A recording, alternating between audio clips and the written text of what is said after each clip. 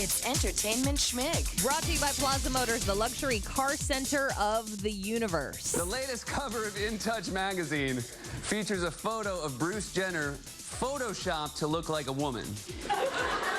This just 1 week after Calvin Klein photoshopped that picture of Justin Bieber to make him look like a full-grown man.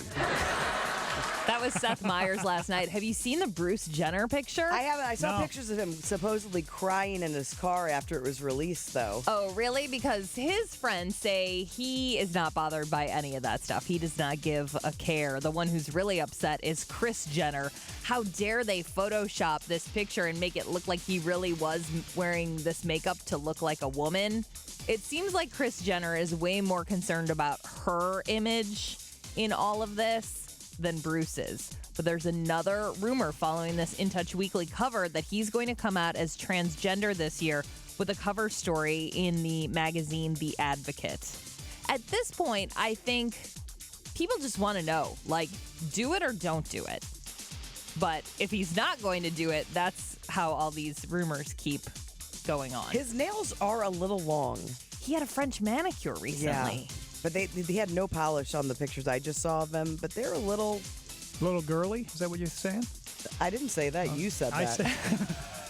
They're just a little long. Let's move on, shall we? Okay, Adam Levine and the boys from Maroon 5 with a sweet new video for their song Sugar. Adam kind of explains the setup at the very beginning. It's December 6, 2014.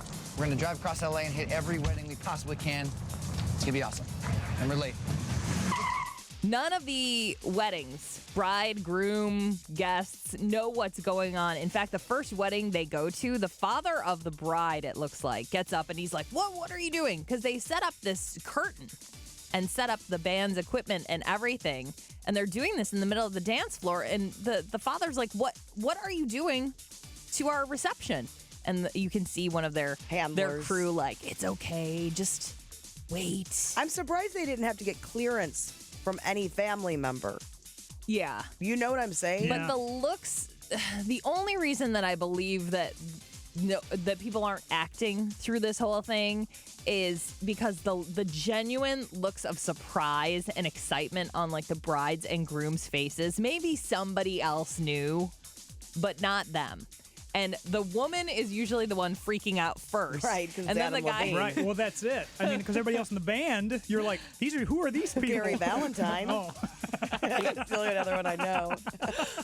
But, and then the guys just kind of sit there for a minute, and then they're like, oh my gosh, this is awesome. And they play their song Sugar, That's and then they cool. like pack up and run out and go to the next wedding. It's really cute. You can see the video at y98.com. Speaking of Maroon 5, they are one of the most expensive tours on the secondary market. What does that mean? Okay, that means once a show goes on sale, like Taylor Swift in a couple weeks, you know that's going to sell out in like 5 minutes. Okay. And then the only way you can get tickets is to buy them from a secondary site, like a StubHub or like a ticket broker or something. So they're talking about the most expensive 2015 tours. Maroon 5 comes in second ahead of Taylor Swift. That's shocking. Yeah, she's third. Number 1 on the list, Fleetwood Mac. Oh, for sure. You understand that. Yeah, average ticket price, $307. Chris Brown, I think that ticket price might go down after that shooting over the Did you hear weekend. his comment after? Yeah, that he's number 5, but number 4 on the list, one Neil Leslie Diamond. Yes! Yes! He did mention when we talked to him in the fall and surprised Kevin that he was going out on tour this year, and we told him that Kevin's going to be front and center.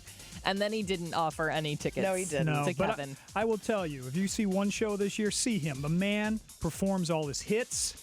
And at 72, 73. He was a great guest. Yes, He was. He still has it. I mean, sorry, Kevin Costner. Yeah, Kevin Costner, you learned from Neil. No, he was. You got to be a showman. Yeah. Like the great Lucian Nez.